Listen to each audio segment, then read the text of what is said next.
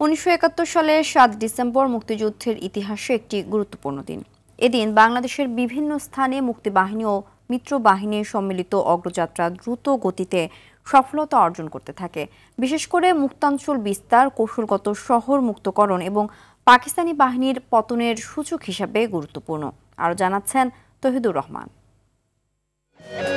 পশ্চিম পাকিস্তানের শাসন ও শোষণ থেকে মুক্তি এবং বাংলাদেশের স্বাধীনতার জন্য দীর্ঘ ৯ মাস যুদ্ধ করতে হয়েছে দেশের বীর সন্তানদের। ১৯৭১-এর ৭ই ডিসেম্বর মুক্তিযুদ্ধে প্রথমবারের মতো পুরো একটি জেলা জয়পুরহাট শত্রুমুক্ত হয়। মুক্তিবাহিনী ও মিত্রবাহিনীর তীব্র আক্রমণে পাকিস্তানি সেনারা পরাজিত হয়ে পিছু হটে। ৭ই ডিসেম্বর থেকে মিত্রবাহিনী ভারত বাংলাদেশ সীমান্ত অতিক্রম করে অনেক গুরুত্বপূর্ণ রোড দিয়ে ঢাকার দিকে এগুতে থাকে।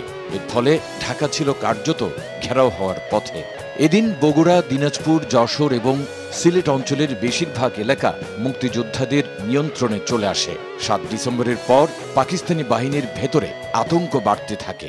এই ৭ তারিখের স্মৃতি আমি যদি বিশদভাবে বলতে যাই, আমরা তখন যুদ্ধকালীন সময় ১৯৭১ সনে সিলেট শহরের কাছাকাছি ছিলাম, কিন্তু শহর দখল করতে আমাদের আরো ৭ দিন সময় লেগেছে।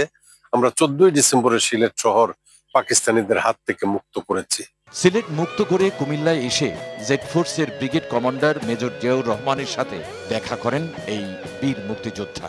সিলেট শহর মুক্ত করার পরে আমরা যখন পায়ে হেঁটে এবং গাড়িতে করে কুমিল্লাতে আসি এবং ৪৪ পদাতিক বাহিনীর যে ব্রিগেডের কমান্ডার ও শহীদ রাষ্ট্রপতি জিয়াউর রহমান ছিলেন, তো জিয়াউর রহমানের কাছ থেকে আমরা যারা ছাত্ররা ছিলাম, ছাত্ররা ছাড়পত্র নিয়ে তখন আবার যার যেই শিক্ষা প্রতিষ্ঠানে ফিরে যাই।